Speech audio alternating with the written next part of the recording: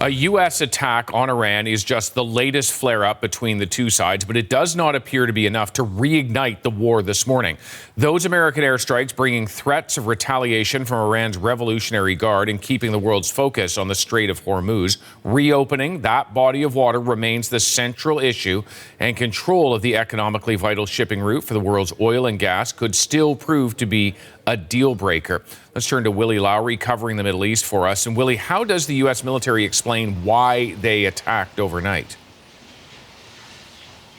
David, U.S. Central Command says that these strikes were in self-defense, that they were targeting Iranian missile launch sites in the southern part of the country near the port city of Bandar Abbas. They also say that they were going after boats that were trying to lay mines in the Strait of Hormuz. But they added, CENTCOM added, that these strikes were not indicative of a breakdown in the ceasefire. They said that the U.S. military used restraint in this latest round of kinetic activity and that they were still observing that fragile ceasefire in place since April 8th. U.S. Secretary of State Marco Rubio, who is wrapping up a multi-day trip to India, meanwhile, defended the strikes while speaking to reporters earlier this morning. Let's take a brief listen to Rubio. The straits have to be open. They're going to be open one way or the other. So they need to be open. What's happening there is unlawful, it's illegal, it's unsustainable for the world, it's unacceptable.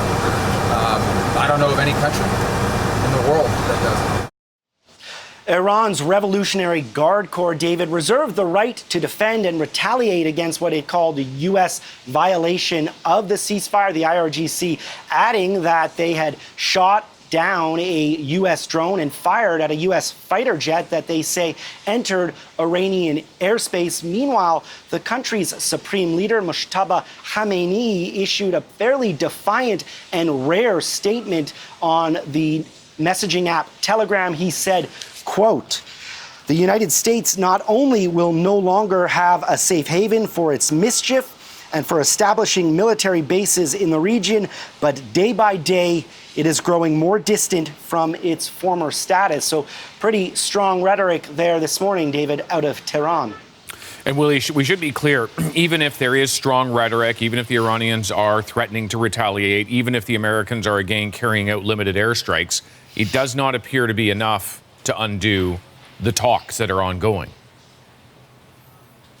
That's right. So despite this kinetic activity, U.S. and Iranian negotiators are still parsing through the language of this framework that would see an end to this conflict in exchange for the opening or reopening of the Strait of Hormuz. And Secretary of State Marco Rubio said that while yesterday he thought it could be done imminently, he was a little less enthusiastic this morning, but still confident it would eventually get done. Let's take a brief listen to Rubio.